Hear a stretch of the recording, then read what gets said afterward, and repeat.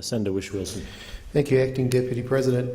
I've made two matter of public interest speeches to the Senate so far in my 2 years here. This is on my third. Both previous speeches have been on matters deeply important to me, especially before I came into the Senate, and I recognise the privilege of being able to speak at this time in a non-political, non-point scoring or non-combative way, but to raise issues that are critically important both to my state and to myself. The first speech I made reflected upon the growing environmental disaster of marine debris, especially marine plastics. I talked about how plastics reach all corners of our marine ecosystems, how you can find tonnes and tonnes of litter and debris washed up on even the most remote beaches of the otherwise pristine World Heritage areas of Tasmania's southwest coasts. In that speech I offered a solution to help address this problem, or one of several solutions to help address this problem, including container deposit scheme legislation. Legislation that recent studies by CSIRO have shown to successfully reduce wastage and litter levels in South Australia and in South Australian waters and beaches, and we could lead on this nationwide. Unfortunately, the industry lobby have been too powerful and have sought to kill off any momentum towards this goal, and that was reflected in the parliamentary decision of 2012 to reject the Greens' National Container Deposit Scheme. In my second MPI, I talked on whaling. It was in the days leading up towards the International Court of Justice case against Japan for whaling in the Southern Ocean. In that speech, I urged caution not to prematurely celebrate what a successful court victory could mean in the fight to prevent whaling. I then urged the government to prepare, before the case, a diplomatic strategy on how to engage with Japan to maintain enough pressure so that Japan would not seek to circumvent the court verdict and return to whaling. The government prepared no such strategy. When the Japanese Prime Minister visited here, Prime Minister Abbott was silent on whaling. It took the media scrum to raise the issue. The government prepared no strategy when it visited Japan in bilateral talks on trade. What we have seen since is Japan seeking to circumvent both the International Court of Justice decision and the will of the International Whaling Commission, firmly reflected in a motion put by the New Zealand government last week, not the Australian government, the New Zealand government, and once again, all with no significant diplomatic pressure from Australia. When Minister Hunt was asked by the media if Japan could bring back whaling following the ICJ court decision, he scoffed at the suggestion. He was wrong, and the Australian government's inaction has now come at a cost, with Japan seemingly pushing on in its endeavour for commercial and lethal scientific whaling. The third speech that I'd like to give today is on the importance of the Southern Ocean and Antarctic research and research communities to my home state of Tasmania. Hobart is one of the few precious southern ports on this planet. Cape Town in South Africa, Ushuaia, the capital of Tierra del Fuego in Argentina, and Christchurch in New Zealand. Hobart is one of a small club of these precious few cities that face south, that have an affinity with the Southern Ocean, as do many people who live in these cities and towns have an affinity with the Southern Ocean. And there is a special feel to these places. It's an international outlook, a feel that you're a long way from the rest of the world, but you're a city that everyone who wants to head off into the wild blue yonder has to pass through to get to the depths of the Southern Ocean or to Antarctica. And it is these cities that are taking part in a major strategic global race, a science race, a geopolitical race, an economic race, a race to be the leader in Antarctic and Southern Ocean research and to subsequently secure a large slice of the growing Antarctic economy and the superpowers as the superpowers of the globe cast their eyes to the deep south. All the world has to pass through one of these four cities to get to the Antarctica. These are the launching places to voyage south. It's either Cape Town or Christchurch or Hobart. And for the eastern half of Antarctic, the list narrows to South Africa, Australia or New Zealand. Our geographical location gives us an advantage, and our track record in research and logistics rams it home. Hobart is home to the Australian Antarctic Division, the Institute for Marine and Antarctic Studies at the University of Tasmania, CSIRO Marine and Atmospheric Research, and the Antarctic Climate and Ecosystems Cooperative Research Centre. These are heavyweight global institutions that have all made monumental contributions to our understanding of Antarctica, especially in the last decade. The Southern Ocean, and especially our understanding of global and regional climate change. These Big Four institutions play a critical global role in climate science. They provide research that is essential to our understanding of the fate of the planet and the fate of future generations of humanity. I cannot underestimate the value of this research. How fast will the world warm? How fast will the oceans acidify? How high will the seas rise? How much drier or wetter will Australia get? These are questions we cannot properly answer without continuing and expanding research efforts in Antarctica and in the Southern Ocean. Now, as an economist, I can only say that there's been no single valuation given to the impacts or the potential risks and impacts of climate change, but we do know from a range of studies it will be in the trillions of dollars. And the only people who would place no valuation on those potential future risks are climate deniers. Only recently have we come to grips with the quirks of expanding Antarctic sea ice and the significant decline and potential collapse of the continental ice sheets. We are learning that the Southern Ocean is warming faster than our other oceans and faster than we expected. We have also learned that the climate and rainfall of Australia is connected to the climate of Antarctica. The decline of rainfall of Western Australia is directly related and highly correlated to climate changes in Antarctica and events such as snowfall. We need this research. We need these institutions to carry out this research, and we need these institutions to be based in Hobart. Until recently, there were as many as 630 scientists as part of a community of 800 professionals involved in Antarctic research based in Hobart. And there are as many more people employed in technical support work, such as engineers, tradespeople, dock workers, etc.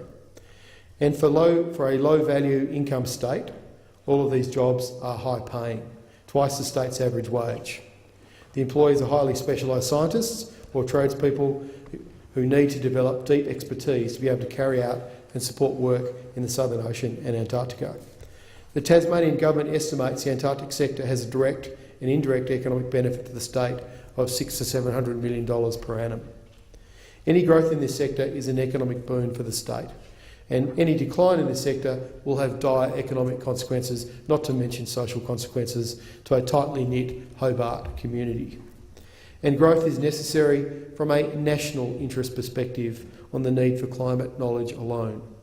It is also needed from a national interest perspective because we need to maintain a significant presence to our south to justify the claims of sovereignty we make on both the Southern Ocean, the whale sanctuary, and the Antarctica itself. But growth in this sector is also possible from outside of Australian government support. The world needs this scientific research. The world wants a deeper understanding of Antarctica. I believe this is very close to the single biggest economic opportunity for our state. But unfortunately, this current government is going in the wrong direction. Massive cuts across the board to the Australian Antarctic Division and to the CSIRO Marine and Atmospheric Research Centre has caused an enormous and ongoing brain drain and also cut our technical and logistical capacity to undertake research. These cuts are a direct assault on the economic future of Tasmania and put at risk the greatest opportunity we have. Our researchers are world class and world respected. We attract students from all over the world to study at UTAS, at IMAS, something Peter Whish-Wilson talked about here at Parliament House last night. These researchers work in collaboration with other institutions. But we need a critical mass now and into the future to retain them and to encourage future investment. Cuts to funding across the board only add to uncertainty of their potential and future careers in science. It is no secret that China and other world powers are looking to boost their research, presence and capability in the Southern Ocean and in Antarctica, and are looking for partnership opportunities. But they need to choose between Hobart or Christchurch, South America or Cape Town. And what will swing the decision will be logistics and research capacity and reputation. Reputation is everything in scientific research. Collaboration is essential for reputation and vice versa.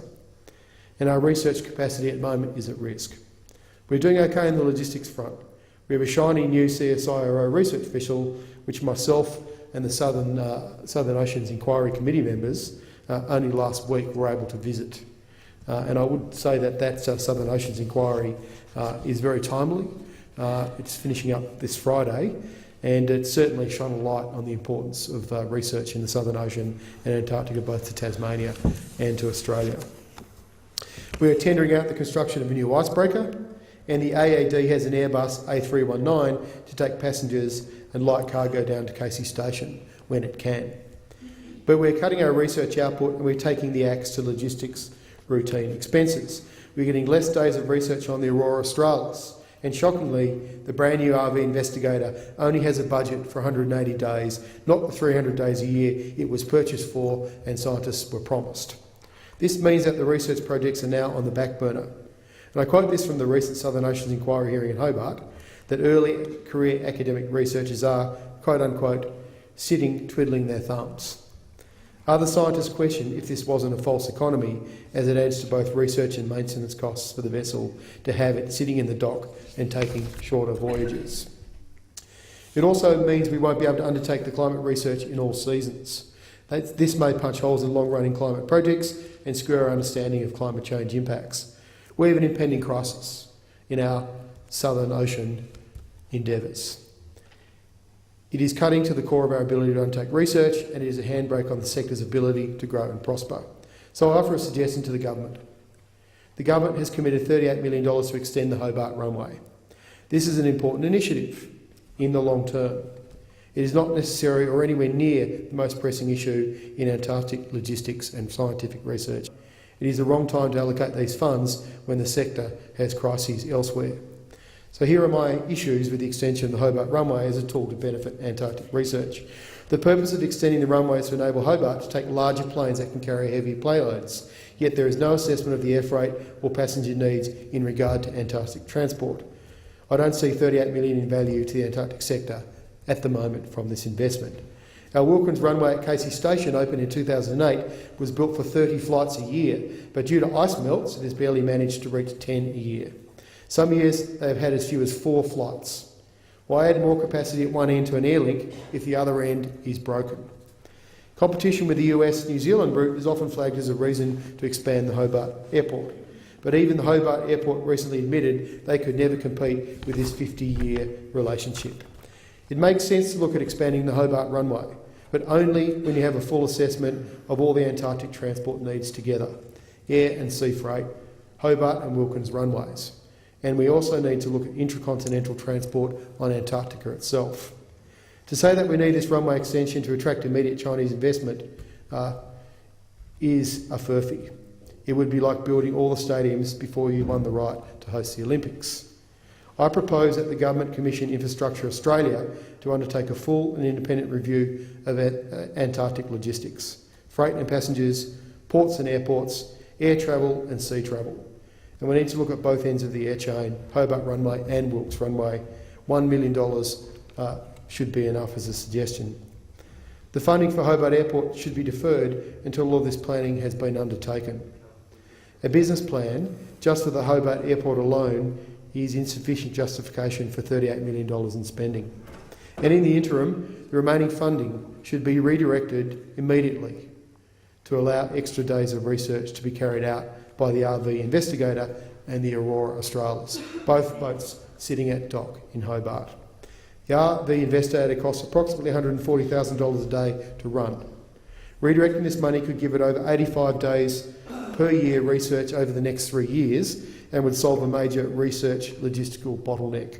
All of these things very clearly pointed out to us, both by the senior management of these major research institutions in Hobart, as well as some of the world's best scientists who can't access this boat for 2 years with some absolutely critical projects like the ocean acidification projects.